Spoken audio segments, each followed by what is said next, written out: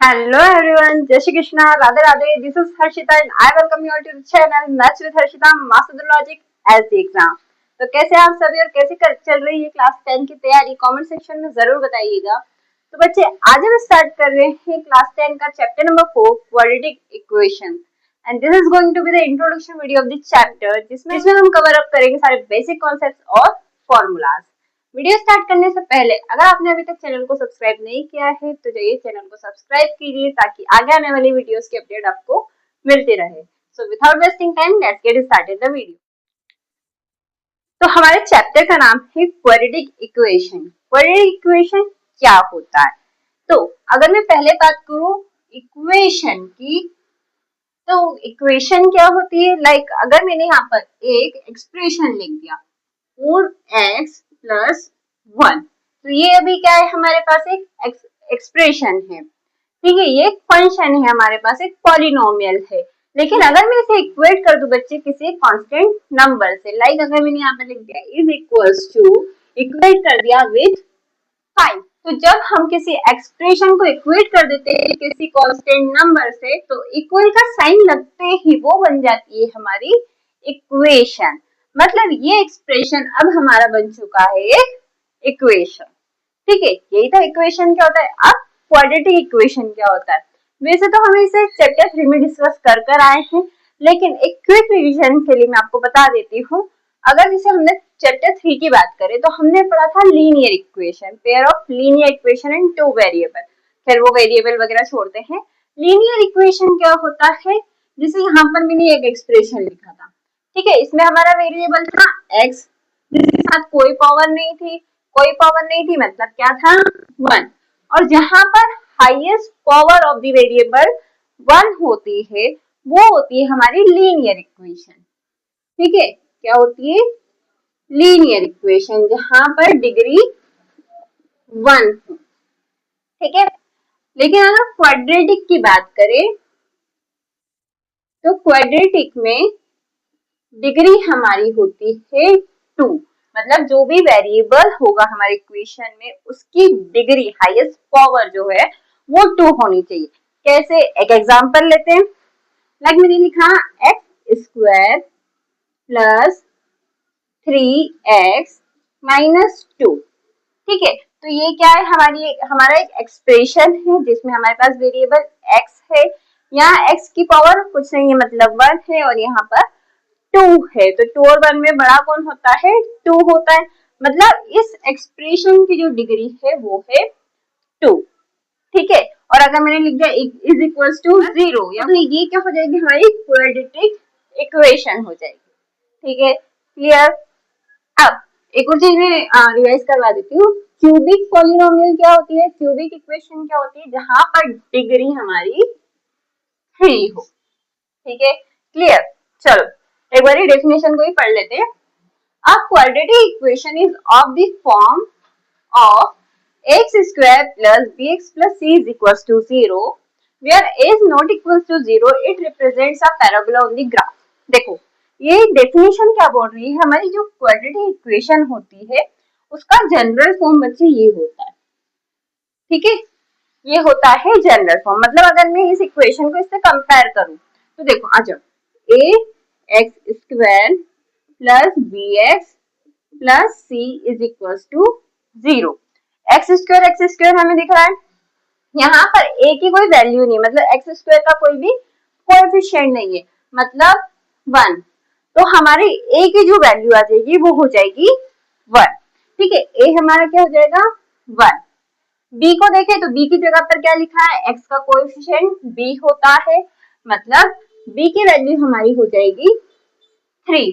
Similarly सी होता है हमारा कांस्टेंट टर्म या कांस्टेंट नंबर आप बोल सकते हैं। सी की जगह पर लिखा है 2, लेकिन हमें साइन को भी ध्यान देना है, तो हम कहेंगे सी की वैल्यू हो जाएगी -2, ठीक है। क्लियर? ये हमारी है क्वाड्रेटिक इक्वेशन और जिसका जनरल फॉर्म ये होता है, ठीक है।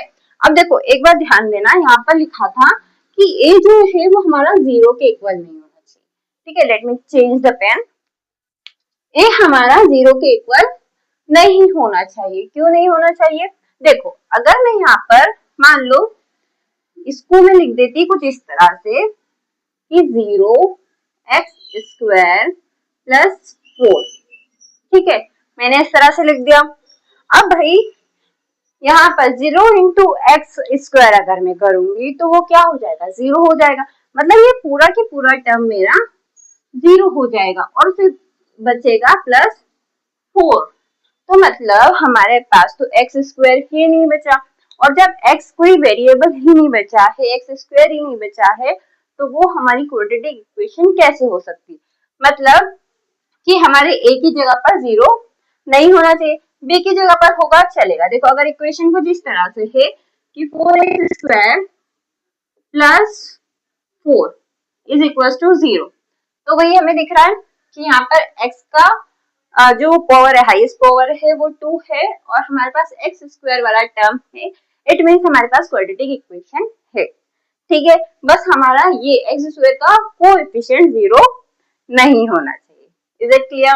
अब यहाँ पर एक लाइन और बोली गई है, it represents a parabola on the graph. वैसे तो इस चैप्टर में हमें ग्राफ नहीं पढ़ना है, बट मैं आपको बता दूं कि हमारा जो क्वाड्रेटिक इक्वेशन का ग्राफ बनता है वो पैराबोला का शेप होता है। जैसे हमने लीनियर इक्वेशन का ग्राफ पढ़ा था तो वो एक स्ट्रेट लाइन होती थी। अगर हम बात करें क्वाड्रेटिक इक्वेशन का, तो यहाँ देखो जैसे ये हमारा ग्राफ है, इस पे जो पैराबोला बनेगा, मतलब वो क्वाड्रेटिक इक्वेशन का ग्राफ कुछ इस तरह से बनता है या फिर इस तरह से कट हो सकता है, डजंट मैटर। ठीक है, समझ आया? तो ये होती है हमारी क्वाड्रेटिक इक्वेशन। अब चलते हैं नेक्स्ट टॉपिक पर। ओके, सो नेक्स्ट टॉपिक है solution of a quadratic equation by factorization. हम क्वाड्रेटिक इक्वेशन को कैसे सॉल्व कर सकते हैं? With the help of factorization. This is nothing but middle term splitting. इसमें हमें मिडिल टर्म को स्प्लिट करना होता है। अभी सीखते हैं कैसे। तो चलो स्टार्ट करते हैं। तो स्टार्ट करने से पहले मैं आपको बता दूं कि हमारी जो क्वाड्रेटिक इक्वेशन होती है उसके दो सॉल्यूशंस निकलते हैं। मतलब अगर जैसे हमारी इक्वेशन दी है जिसमें वेरिएबल x है, तो हमारे पास x की दो वैल्यूज आएंगी। ठीक है, अब देखो यहाँ लिखा है 2x² माइनस 5x प्लस 3।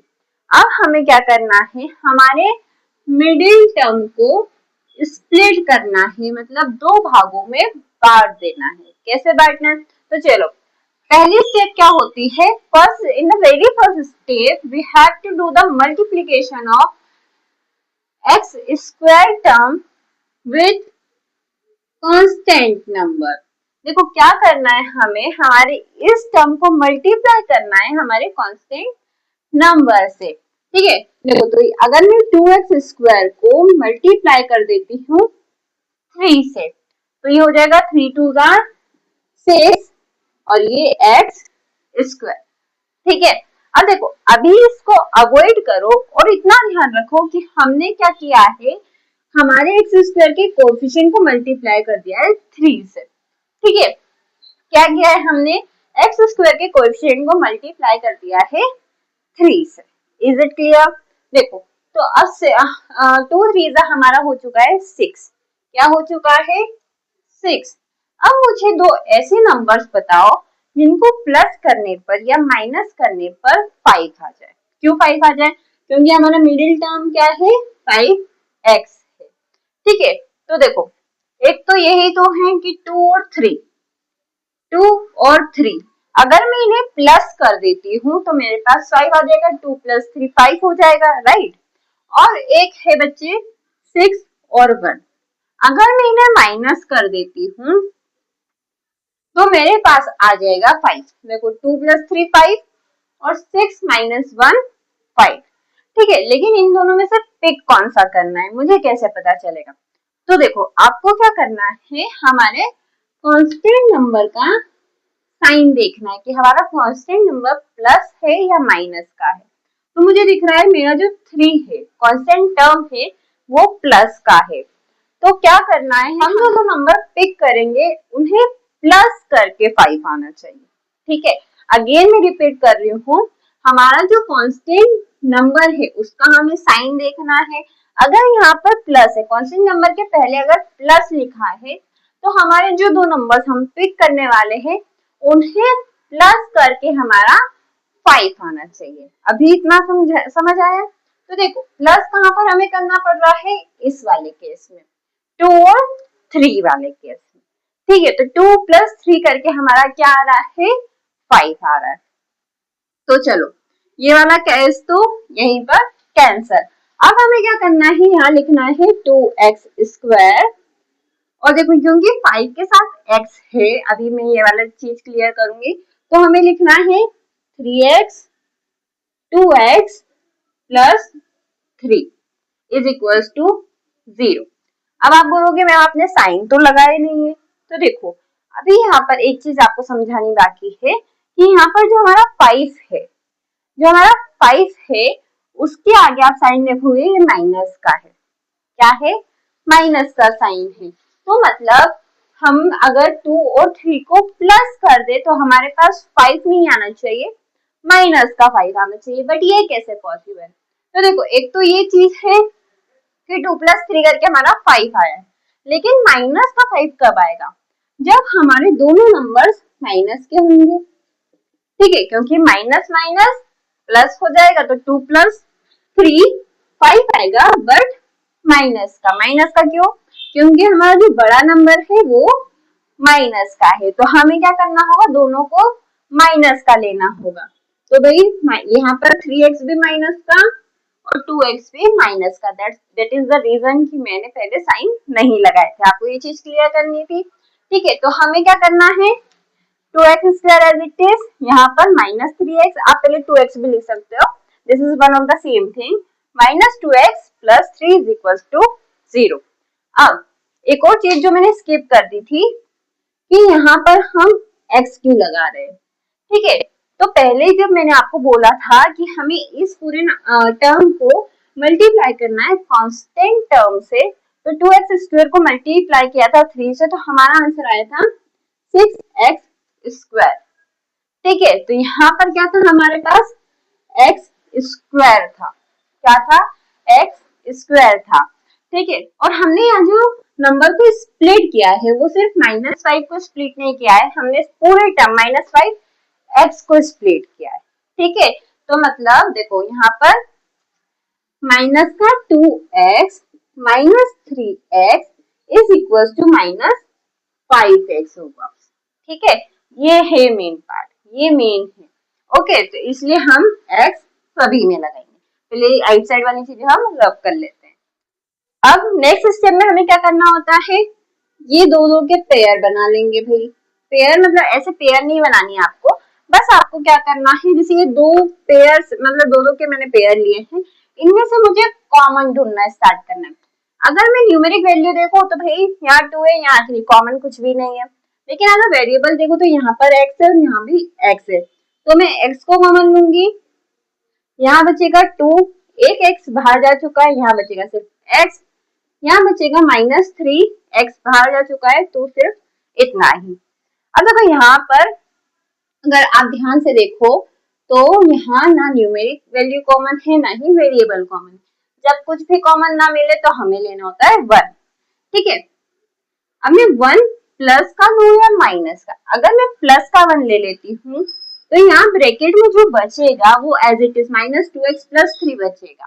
ठीक है, लेकिन यहाँ मुझे चाहिए है 2x - 3। ध्यान रखना हमारे जो दोनों ब्रैकेट्स आ रहे होते हैं वो सेम होने चाहिए।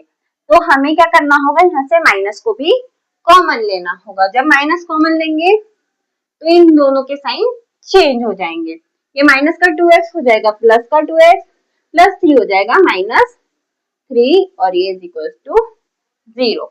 ठीक है, 2x - 3 2x - 3 ये कॉमन आ चुका है, इसको रखेंगे हम = 0 और यहाँ पर लेंगे हम x -1 = 0।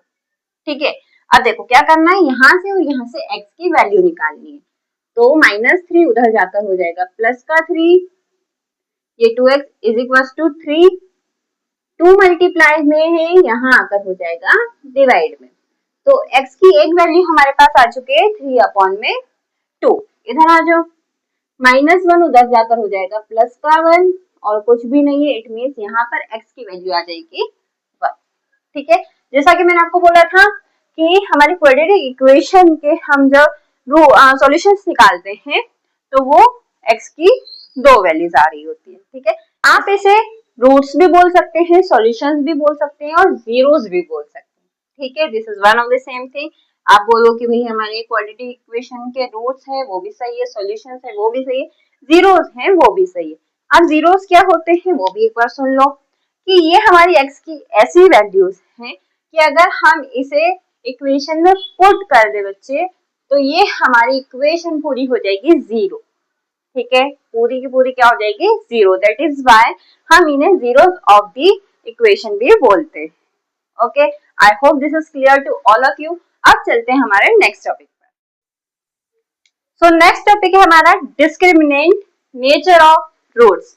डिस्क्रिमिनेंट क्या होता है? डिस्क्रिमिनेंट का हमारे पास एक फॉर्मूला होता है बच्चे, जिससे हमें पता चलता है कि हमारी जो क्वाड्रेटिक इक्वेशन है इसके रूट्स जो होते हैं, जो सॉल्यूशंस होते हैं, उनका नेचर कैसा होने वाला है। पहले फॉर्मूला पढ़ते हैं, सॉल्व करते हैं, फिर समझते हैं। देखो, हमारे डिस्क्रिमिनेंट का फॉर्मूला होता है b² - 4ac। अभी a b c क्या है तो याद करो, हमने भी जनरल फॉर्म पढ़ा था क्वाड्रेटिक इक्वेशन का, जो कि था ax² + bx + c = 0। ये क्या था? हमारा जनरल फॉर्म था क्वाड्रेटिक इक्वेशन का, जिसमें अगर हम देखें कि a की वैल्यू क्या है तो वो हो जाएगी 2। अगर b की वैल्यू देखना है तो वो हो जाएगी -4 और c की वैल्यू हो जाएगी हमारी 3। ठीक है, a b c की वैल्यूज हमें पता चल गई है। अब हमें सिंपली क्या करना है, इस फॉर्मूले में वैल्यूज को पुट करना है। डिस्क्रिमिनेंट का फॉर्मूला होता है b² - 4ac। b हमारा है -4, तो -4 का स्क्वायर -4 इंटू a क्या है 2 और c हमारा है 3। तो देखो, -4 इंटू -4 अगर करेंगे तो प्लस हो जाएगा, तो 4 4 16 -4 2 8 8 3 24। अब 16 - 4 अगर हम करेंगे तो ये आ जाएगा 8, वो भी माइनस का। अब -8 क्या है हमारा? डिस्क्रिमिनेंट। अब हमें इससे कैसे पता लगेगा कि हमारे जो क्वाड्रेटिक इक्वेशन के रूट्स आएंगे या सॉल्यूशंस जिन्हें हम बोलते हैं वो कैसे होंगे? मतलब नेचर हम जानने वाले थे, तो आ जाओ अब इधर समझते हैं। देखो, अगर हमारा डिस्क्रिमिनेंट 0 से बड़ा आता है, ठीक है, मतलब क्या बोला है, डिस्क्रिमिनेंट अगर 0 से बड़ी वैल्यू आती है तो हमें हमारे रूट जो होंगे वो होंगे 2 डिस्टिंक्ट रियल रूट्स, मतलब 2 अलग अलग रूट्स हमारे पास निकल के आएंगे। कैसे? देखो, जैसे मान लो एक आ गया 1/2 और एक आ गया 3/5, या फिर एक आ गया √2 और √6, ऐसे कुछ भी आ सकते हैं।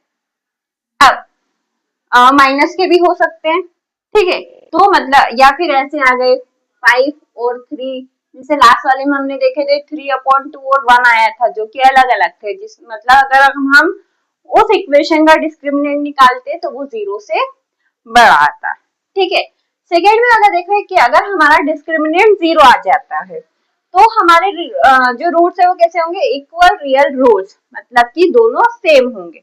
कैसे सेम होंगे? मान लो जैसे √2 आ गया, ठीक है, या 1/2 आ गया, तो ये क्या होंगे? सेम होंगे, एक जैसे रूट्स आएंगे हमारे। और अगर डिस्क्रिमिनेंट हमारा 0 से छोटा अगर होता है, ठीक है, मतलब कि जैसे माइनस का, जैसे इस वाले केस में क्या आया है? -8 आया है, तो हमारे कोई भी रियल रूट्स नहीं होंगे, मतलब कि हमारे पास ऐसी कोई भी x की वैल्यू नहीं आ सकती या हमारे वेरिएबल की ऐसी कोई भी वैल्यू नहीं हो सकती जिसको पुट करने पर हमारी इक्वेशन 0 हो जाए। ठीक है, मतलब ये हमारी जो एक क्वाड्रेटिक इक्वेशन आपको दिख रही है, इसमें x की ऐसी कोई भी वैल्यू हम पुट नहीं कर सकते जिसको पुट करने पर ये पूरी इक्वेशन क्या हो जाए? 0 हो जाए। ठीक है, आई होप डिस्क्रिमिनेंट क्या होता है आपको समझ आ गया होगा। अब चलते हैं हमारे नेक्स्ट टॉपिक पर। सो नेक्स्ट टॉपिक है हमारा solution of a quadratic equation by quadratic formula. देखो पहले हमने अभी डिस्कस किया था solution of a quadratic equation by factorization, जिसमें हम मिडिल टर्म को स्प्लिट करते हैं। और अब इसमें हम क्या करेंगे, इस इक्वेशन के रूट्स निकालेंगे with the help of this formula. ठीक है, अब फॉर्मूला याद करना पड़ेगा। हाँ जी, फॉर्मूला तो याद करना पड़ेगा, लेकिन मैं आपको इसके लिए इजी कर सकती हूँ। आपको दिख रहा होगा ये जो बी स्क्वायर माइनस 4ac है, अभी हम पढ़ क्या है that this is the formula of discriminant, right. तो आप इसको, इस फॉर्मूले को इस तरह से लिख सकते हैं, minus B plus minus under root में डिस्क्रिमिनेंट अपॉन में 2a। हो गया छोटा सा, हो गया इजी। ठीक है, तो आप इसको इस तरह से भी याद कर सकते हैं। अब देखो, अब आपको पता है ए बी सी यहाँ पर क्या है। अब हमें पता है ये रूट में जो है डिस्क्रिमिनेंट का फॉर्मूला है, तो आप क्या करेंगे, पहले इसका डिस्क्रिमिनेंट निकालेंगे।